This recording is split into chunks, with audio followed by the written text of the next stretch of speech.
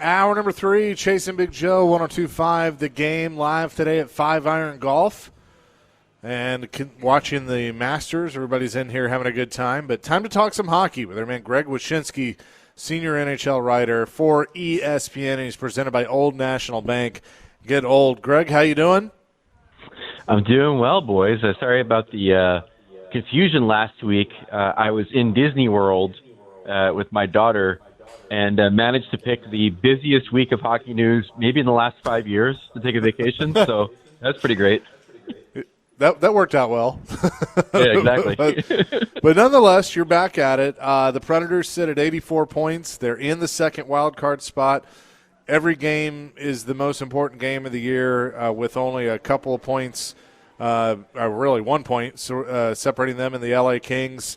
Going to be a fun one tonight against Utah. What is the perception with people you talk to around the league about Barry Trotz right now after the deadline and the fact that his team is in a wild card spot at the moment? No, I mean, listen, I think I haven't really had many of those discussions because the ship has sailed. I mean, he's not going to be the GM after this year as far as we can tell. But I can tell you that, when it comes to the team itself, there's a lot of surprise. I mean, for a team to go from the status that they had at the trade deadline where the vultures were circling and we were all wondering which members of the veteran core might be traded to a team that is, right now looking pretty good as far as, making the postseason. Stathletes gives the Preds, I just had a reasonable chance of making the cut. We're at 26% right now, according to Stathletes. So, I mean, that's not for nothing. So I think the perception is a bit of surprise that the Preds have gotten to this point and are in a position to potentially qualify for the playoffs after looking like they were going to be a team in transition earlier this year. A guy that is going to be available that we kind of thought could be Tom Fitzgerald with the New Jersey Devils. You're obviously in that area. You know the Devils very well. What's kind of your thought on his tenure with the Devils, and is he a viable candidate not only for the Preds job but anybody looking for a GM? Well, I think he's a viable candidate. I like him in more of a president of hockey operations role, which is, I think, where he would probably end up in Nashville. The sense I got from a couple of sources this week is that the Predators are looking at a template in which they would hire a president of hockey operations with experience as a general manager, and then underneath that person would be one of these collection of assistant general managers that have come through and interviewed with the team. Because I got to be honest with you, when I started to see some of the names that were being floated around as far as having had, contact with the Preds or that the Preds were interested in, I was confused because I really thought they'd go with somebody with experience. But, you had a lot of AGMs coming through, and it makes sense that it might be under someone like Fitzgerald at the top of the organization. As far as his qualities, again, I think he's good at structure. He's good at building out a staff. I think that, he had some issues in New Jersey at the draft table and in player development. I also think that he made some pretty significant mistakes from a player personnel standpoint this year. One, handing Jacob Markstrom an extension before the season, and then Markstrom was an absolute joke for the next 4 months, kind of cost the Devils any hope of making the playoffs.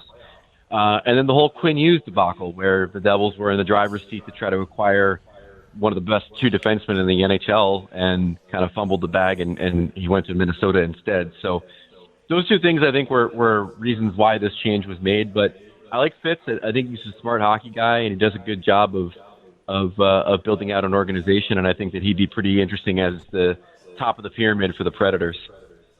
Greg Wyshynski is with us. Do you view, though, because the Predators have been, and look, I don't necessarily say this is a bad thing, but they have been a very consistent organization in that David Poile was the GM for a really long time. Barry Trotz was the head coach for a really long time. They go to Trotz when Poile retires. They have kept it in the family basically since the very beginning when the family was formed. With that said, Fitz is the first captain. I consider him to be in the family. Is that something that should be considered in that maybe they need to go outside the family and bring in new ideas? Or is Fitz, far enough removed and was only a player here that he could still fit that template? Yeah, I think it's the latter. The fact that he has some tie to the organization is exciting, and it does, lend a little romanticism to it. You know what I mean? Sure. Like another example would be, the guy that people are talking about potentially replacing Fitz in New Jersey, Brendan Shanahan. Shanahan worked for the NHL. He was the president of the Maple Leafs, but there's a certain romanticism in the fact that he played. He was drafted by the Devils and became a star for them, and so, I mean, having that tie is cute and it's good for marketing, but ultimately I think I probably associate Fitz more with the Pittsburgh Penguins management tree. He worked under, he worked there with Ray Shero, and, then came over to Jersey with Shero. I think that's more where I associate him with than his playing days. But again, like I said, good executive, not a bad choice for the president of hockey operations, and didn't have the most successful run in Jersey. There were some mitigating circumstances there, but not a guy that I would be upset with if I'm a Predators fan coming to the organization. Greg, we talk about in the NFL how important the backup quarterback is to the team, especially down the stretch. How important does that apply to goalie and a backup goalie in the NHL stretch? And I say that because right now the Preds' backup goalie is playing pretty damn well down the stretch. Yeah, you could definitely say that. He had a hell of a game the other night. I think the backup goalie, as you get deeper in a typical season, may not necessarily be that important, because when you get into a playoff race in a typical season, you see teams just grinding their starter into the ground. The team that Nashville's playing tonight, Utah, I think their goalie, Karel Vejmelka, might have played like 18 out of 19 games down the stretch last year. It was crazy as they tried the playoffs. But I said the word typical a couple times in this conversation. This is not a typical season. This is an Olympic year. We have a very condensed schedule, some weirdness in travel and some weirdness in how many games teams play in a very short period of time. And so I think for every team, the backup goaltender has been a real key down the stretch, because there's just too much tonnage of games and all the other things happening in the schedule this year, where you can't just rely on one guy to do all the work. Is he playing so well as a backup that if they get to the playoffs, you could see all right, he's gonna start this game, Saros is gonna take a break, or you just ride Saros the whole way through? It's funny. I always have this conversation with people around the league about, like, when are we going to see a true goaltending tandem in the playoffs? It never happens. Like, there's always one guy that ends up taking the reins in the playoffs, and then that guy's the guy until he screws up, and then you see the backup. Obviously a case could be made for Annunen, to get some time in the playoffs based on the way that he's played, but it usually doesn't work that way. And then when you take a gander at, one guy making the money that he's making and the other guy making the money that he's making, you also get a sense of who might see the lion's share of the work in the playoffs. Are you surprised how well the Preds have played on this road trip, considering they started out? They lost 2 at home. They lost to Tampa. They went to this road trip losing 3 straight, and now with their backs against the wall, Greg, I mean, they're playing outstanding. Their game Tuesday night versus the Ducks might have been one of their best games of the year. There's few things that don't surprise me about the Predators right now. Again, we've talked all season, about this team, and the idea that they came back from the Olympic break, they put together, they got off the blocks pretty poorly with a bunch of losses, and then they put together that great 5-game winning streak, and on this road trip, they've acquitted themselves well, doing what they need to do, not only in winning games, but also picking up a point in that LA game, which was a sort of a back and forth affair. And then laying the smackdown on Anaheim, like you said, which is a team that is sort of in a perilous position right now insofar as they're getting into a losing streak at the wrong time. Yeah, I'm overall surprised that we're talking about Nashville being a potential first-round matchup for Colorado, just based on where they were and based on what we perceived them to be. This road trip coming when it did and the success that they're having just speaks to how surprising the whole thing's been. Greg Wyshynski is with us. Is Colorado still showing you enough to make you think they can win the Stanley Cup? Yeah, I think so. Their biggest problem right now is going to be the second round. To have to play Dallas or Minnesota that early in the playoffs is tough. You'd like to face them when they have a little bit more wear and tear, and maybe they'll beat each other up so bad that Colorado gets the benefit from it, assuming they get past the first round. But to me, the team in the West that I worry about the most if I'm Colorado is Dallas, assuming they get by Minnesota. I think that's a really tough matchup for them. I think Dallas, having the playoff experience that they have, the goaltending they can get. They beat them last year, obviously, with the series that Mikko Rantanen had against his old team, the revenge series. Like they're probably the second best team in the NHL, behind Colorado, and could be a team that knocks out what has been a dominant regular season team in the playoffs. And in the East, I know everyone's excited about Buffalo making it for the first time since the Nixon administration, but what about Montreal? 9-1-0 in their last 10. They're on a bit of a heater right now. I'm a little bit lower on Montreal than a lot of people. I'm still not really enamored with their overall depth, and I think you're asking a lot of a couple of young goalies in a really intense time of the season to come through. Their top line, the one with Slavkovsky and Suzuki and Caulfield, is as scary as you're going to find in the league. And Demidov on their second line can create a lot of offense on his own. But I just don't think they're there yet. I think a lot of people think that the playoff experience they earned last year in a brief appearance against the Capitals, and then the amount of young talent they have on the roster, that it's going to add up to a playoff series win. But I still think that if it's them and the Lightning in the first round, and it looks like it might be that, then I'm still taking Tampa in that series. Greg, our question of the day, in honor of the Masters, if you could caddy for 18 holes for anybody in the world living, who would you caddy for one day? The obvious answer is probably Sandler, right? Just because of the Happy Gilmore of it all. But, that's a really interesting question. I mean, I think about all the ex-pros that you see at these Pro-Ams and like Lake Tahoe, and how fun it would be to caddy for Bill Murray, for example. Yeah. I went down a Chichi Rodriguez rabbit hole the other day, by the way. If we're talking about all time, it's probably Chichi Rodriguez would be my answer insofar as actual golfers. But I am, despite it being a lifestyle that I think I would thrive in, because it mostly involves standing around, hitting something, and then drinking a lot. I'm not a golf guy. I've only played maybe twice. And that might be why I don't have the sources that some of my colleagues have. Time on the golf course. Well, for what it's worth, I said Mike Vrabel because I feel like that'd be entertaining right now. Boy, would it, Boy, would it. Yeah, absolutely. Greg, appreciate the time as always, my friend, and we'll talk to you next week. You got it, boys. Thanks. Greg Wyshynski, ESPN NHL senior writer, presented by Old National Bank. Get old. We'll react to that. Max Herz will join us at the bottom of the hour. Chase and Big Joe, 102.5 The Game. Chase and Big Joe, 102.5 The Game here on this Thursday. We're at 5-iron golf. I almost said First Horizon Park. Not quite. Right, pal. 5-iron golf. How's our closest to the pin going over there?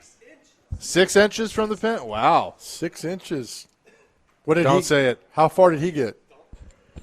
Well, our on-site guy, Chad, was second. I was third. I was 37 feet back. I went in the bunker. I was over at Vanderbilt Stadium. I think your ball, when it hit to the right, there was a laugh track after it. Like I said, I hit it in West End. I actually hit one because we hit 30 of them that went on top of the screen. And Chad and I were laughing about it. Nice. It went out. I was like, how do you make that shot? Look at our man here. What's your name? That's pretty good. I could hit this. I would play the simulator all day. 5 feet from the green. Yeah, that's pretty good. So Brett is 6 inches from the cup. I mean, you got to get it in to beat that. Right? Yeah, that's Thank you, John. Pretty impressive. Good job, John. Look at number 5. Stephanie came as at fourth with 20 feet 9 inches. Juju, 32 feet. Oh, I gave myself 5 feet. That's what she said. That 32-11 right there. So we're good. So come by 5-iron and plan on staying for about 12 hours because you're not going to be here for an hour and get out of here. This is really neat.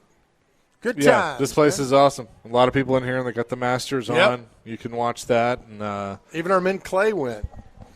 Clay had a nice shot over there. Clay, we're proud of you, buddy. Rory McIlroy is tied for the lead, 5 under with Sam Burns. Rory is through 16. Sam Burns is done for the day, but looks like Rory is roaring up the standings. Hey, is it true? Like, I've never been. Like, at the Masters, you got to put your phone in a bag. I think so, which I love that, actually. And so you can't take your phone. What happens if they catch you with your phone? I don't know.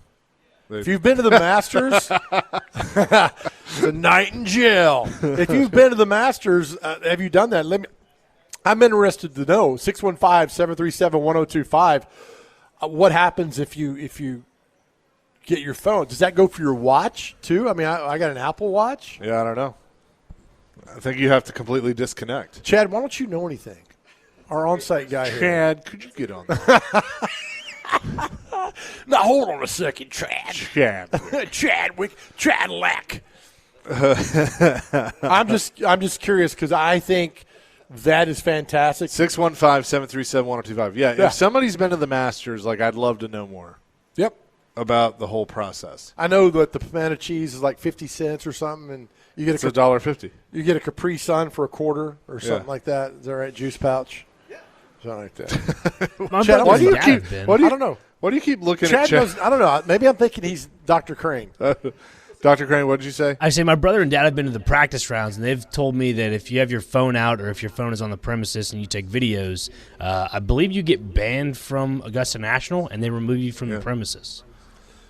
Hey, Coach. So basically what Chad said they do, they do. Yeah. Hey, Coach Spears, Bubba Spears, call the station. I can't take your phone call right now about Masters on my personal phone. Is he calling? Yeah. Coach Bubba, we love you. Please call the 615-737-1025. It's hard for our great listeners to hear you on the cell phone do that. With all That's that. funny. Do you have any desire to go? Yeah. I'd do? like to go one time. Okay. My dad went to 2. Practice or like opening round? I want to go see a round. Okay. Like, I know a lot of people get to do the practice round. Dad went to, like, a whole weekend twice. Could But you- he knew the right people. Would you sit at 18 all day or at Amen Corner or where? If I could only do one round, I would just find a group and follow a group. If I could do multiple rounds, I'd find a group I want to follow for one of them, and then I'd sit at 18 for probably the final round. Okay. That'd be ideal. I don't know if you Yeah. get that seat on 18, though. Yeah. I mean, you literally have to get there and be there all day. Okay. So, I guess they have. I guess you buy those seats. I guess they're assigned seats. I have no idea. God bless those who can sit out there for 12 hours and watch them come by. Yeah. I'm jealous. I really am that you guys could do that. Yeah. I mean, but like it'd be fun to follow a group. You know, to find like if your favorite guy's playing, like to walk around with them. It's an all-day thing, man. It is an all-day thing. Coming up next, we're going to head to Utah. Not really. Salt Lake City and check in with Max Herz. He'll be on the call tonight as the Predators wrap up this road trip against the Utah Mammoth. We'll get his thoughts on this and much more coming up next here on 102.5 The Game. Forsberg up high. Forsberg shoots and scores! Philip Forsberg doubles the lead with a power play goal. 2-0 Predators. 8:34 left in the second. Jason Big Joe Show live at 5 Iron Golf here on 21st Avenue, rolling along. Let's bring in our good friend, Max Herz, who'll be on the call tonight as the Nashville Predators take on the Utah Mammoth. Max, how are you, buddy? Hi, Joe. I'm good. Happy Hi, to be Max. on. Hey, Max. Hi, Chase. Are you on a speakerphone? No, I think he's on Zoom. I am on my professional microphone plugged into my computer. Is it not There good? we Should go. I call you guys Yeah, instead? sounds good. No, it's good. It's good. We appreciate the technology. I didn't change and, anything. Yeah, no, you're good. It's perfect. This one tonight, Okay. let's just kind of talk about the road trip to this point. You've seen it firsthand. I feel like that fine line of desperation, but also just the way this team has become a cohesive unit, you know, really all year, but post-deadline in specific, you've seen that come together with some really good performances, including a 5-0 win against Anaheim the other night. Yeah, I think you hit it, Chase. The two things that have really gotten them to yet another level, surprisingly so, with all the inexperienced players on this team. And a month ago, they traded away their entire third line. And here they are in the second wild card spot. They're going to need more to go their way. They're going to need to keep winning in order to have to make it over these last 4 games. But they are where they are, and they've earned it. They really have. The team has come together so well, and like even within games and within periods, the lines change and wingers move around and centers go with different guys depending on what zone they're starting in or face-offs, things like that. And it doesn't seem to make a difference. It's really incredible that the team is just rolling with it right now, and they've struck a balance that nobody could have possibly expected down the stretch. And it's really incredible. It really is. And they honestly should be 4-0 on this road trip.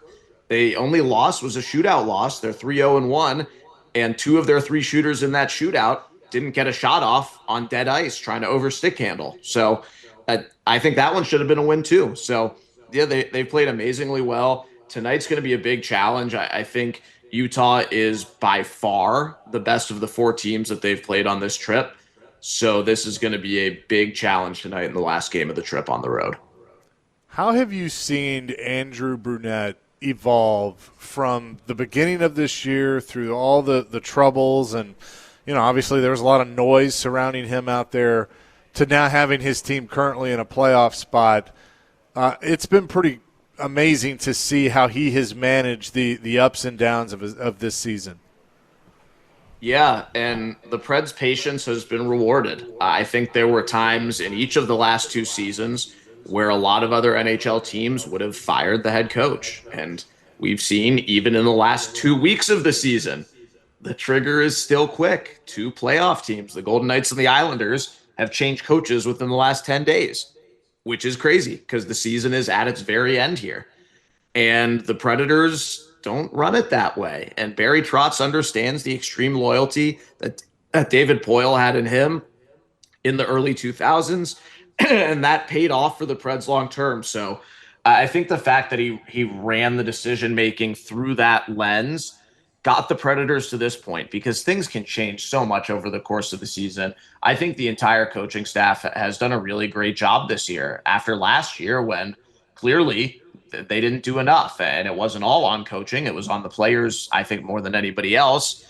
But coaching didn't lift them out of third to last in the NHL last year, and it was a dead season from the beginning. So I think for this year, for them to start with the reset mentally that, yeah, our roster is almost exactly the same as the way we ended last season, but we can win this year, I think that alone was a major win for Andrew Brunette. And if he can get this second version of the Preds team to the playoffs with 6 or 7 rookies in the lineup and guys who have never played playoff hockey before littered up and down the forwards and the Ds, I think that would be a massive accomplishment for the guy who, by the way, is now the 8th longest tenured head coach in the NHL at the end of his 3rd season. Oh, that's crazy. Max Herz is with us on the Chase and McJoe show. Max, we had Brady Shea on the show yesterday, and he was just talking about how much fun Tuesday night was against Anaheim. Nobody thought they would win. The young guys are great. They're having fun. You saw that game. You called that game. How much fun was that team having? I mean, they beat a very good Anaheim team 5-0 Tuesday night. Yeah, and I think they really are having a lot of fun. And I think the youth at the bottom of the roster has now brought out the fun and the youthful enthusiasm at the top of the roster from guys like Shea, like Roman Josi, like Forsberg and Stamkos, who they feed off of it. They really do. And the way the entire team came together in a game that by the time it got to the mid-third period, they were up 4-0. It was obvious they were going to win that game. But they did not let up because they needed to secure the first shutout of the season. And they needed to do it for Justus Annunen, who's playing so great as the backup goalie. And the team absolutely loves Big Juice. And I'm glad the shutout happened for a lot of reasons, but I'm especially glad because of the video in the locker room that the Preds tweeted after the game, where Annunen's just going absolutely nuts, like he's riling up the WWE crowd for Chase and all the WWE people out there. Like he's just going crazy. And he's such a perfect persona for the backup goalie because him and UC Saros can speak Finnish together. They have so much in common from the same country. But also, like, Big Juice is Juice, or now Little Juice's hype man in so many ways. And he just keeps him sane. And the whole team absolutely loves both of their goalies. And I think the enthusiasm for Annunen was what made finishing that off so great, because they probably deserved to be losing 2-3-0 at the end of the first period. Then they were able to separate, and they had their most dominant win of the year. I think it was great. And Brady talked about yesterday, Max, about us against the world mentality. You've been on the road now for what seems like 6 months. You're out there. It's just the guys around you. He talked about, how good it is to quiet an arena with your guys around you, young guys, the veterans getting it done. And he just seemed like energized, like, hey, we're having fun on this road trip because we're making things happen. And I'm sure you feel that same kind of energy when you talk to the guys before, after games.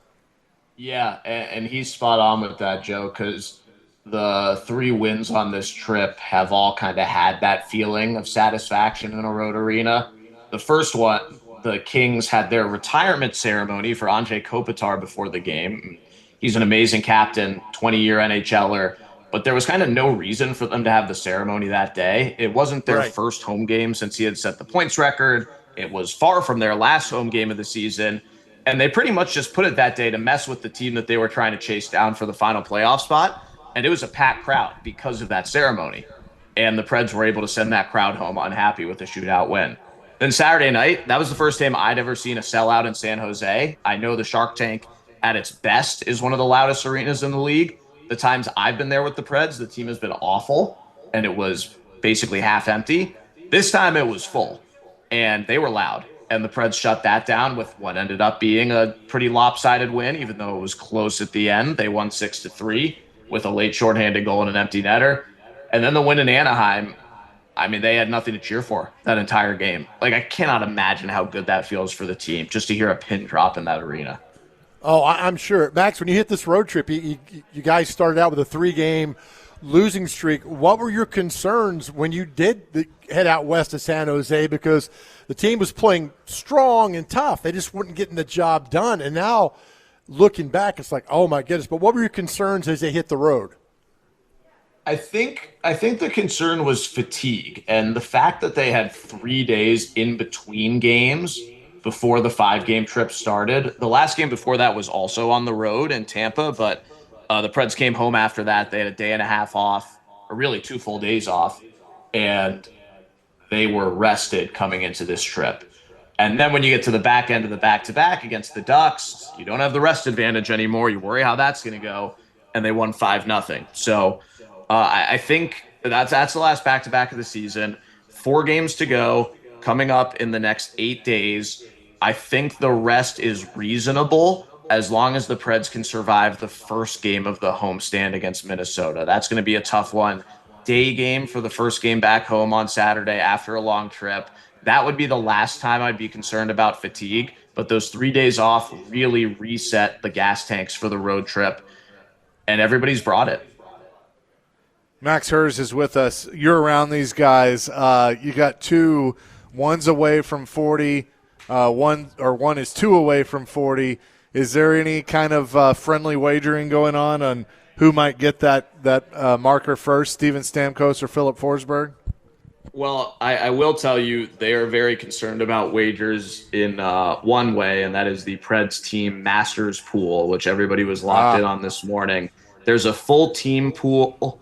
First of all, I know nothing about golf, so I'm not the right person to explain this or tell you who picked who. But there's a full team pool, and then there is a high rollers pool, which involves both of those guys. And in the words of Eric Halla, is Halla and all the rich guys. So some of the veteran Preds are in a separate pool with more money down, and each of them got 6 golfers.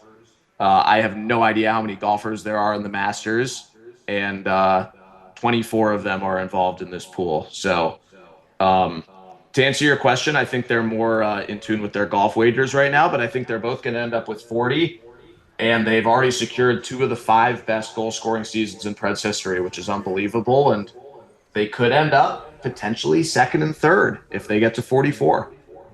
Yeah, for sure. I do want to say this before we let you go. Tonight, the last regular season road game of the year. You've done a fantastic job on the call. I have enjoyed being able to, like this road trip, stay up late with you and Hal, which staying up late with Hal could be, you never know where that's going to go. But it's been a lot of fun. You've done a fantastic job with the road games this year. And so let's go get one more and get 2 more points tonight before we send it home to Pete and Jay at Bridgestone Arena.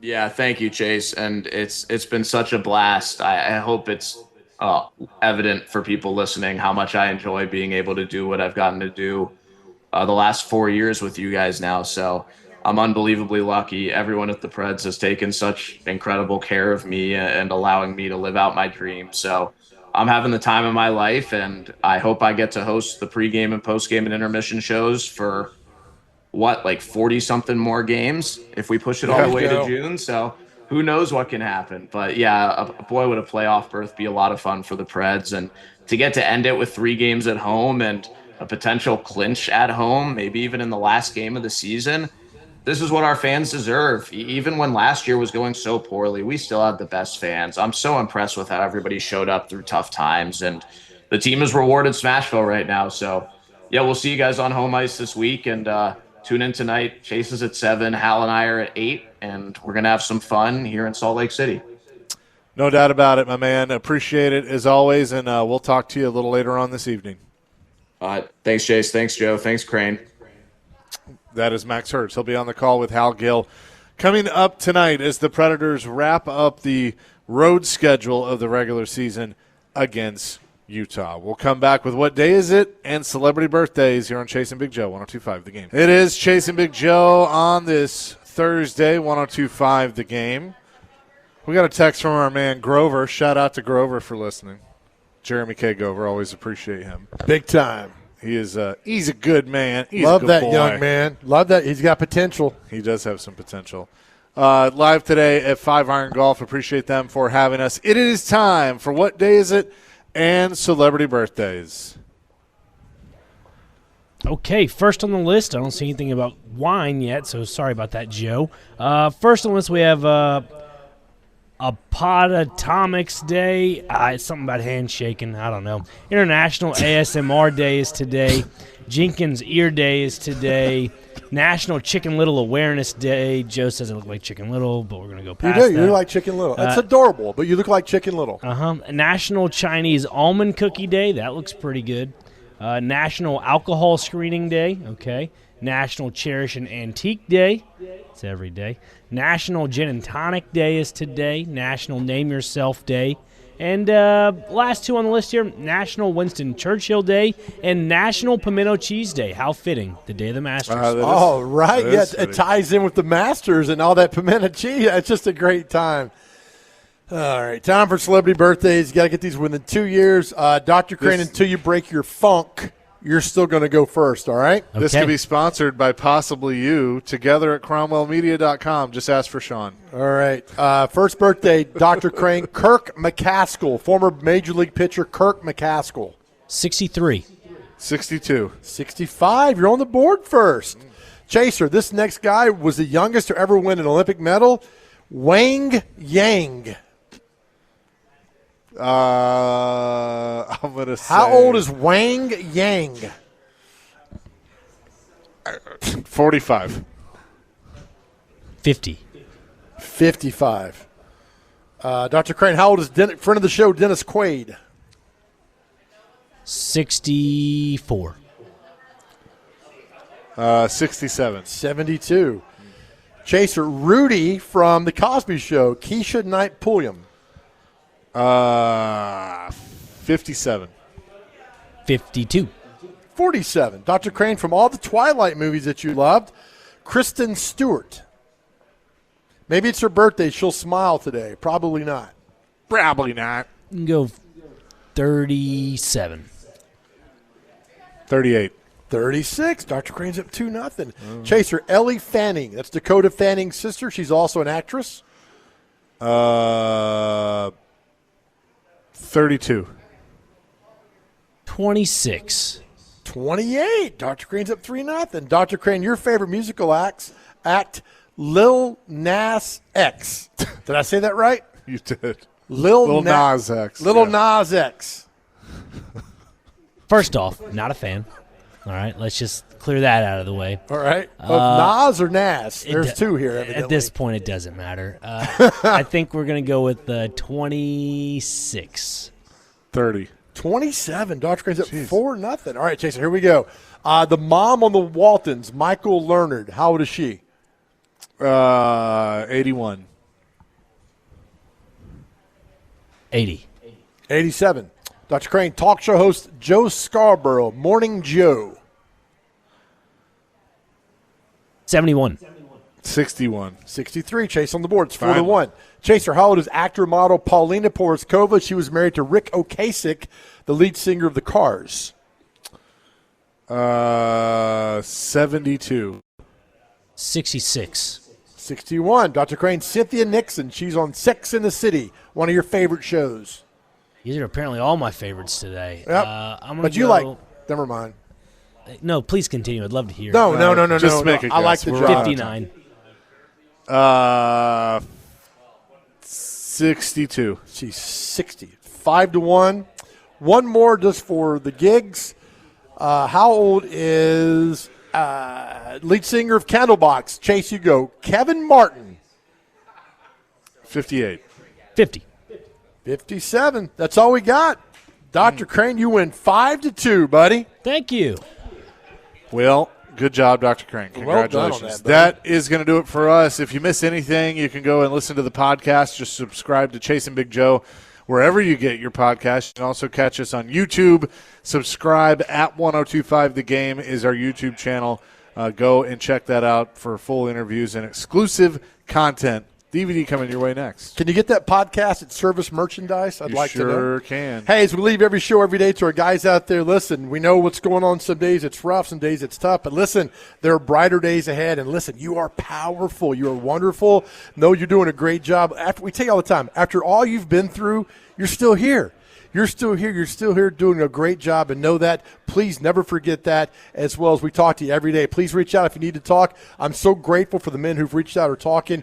You are powerful. God's given you the blueprint to succeed, and it's you, right? It's you. You're so powerful and wonderful. Know that we love you, and more importantly, more than anything else in the world, please know how much God loves you. Amen to that. Peace, love, rock and roll. DVD coming your way next on 1025 The Game.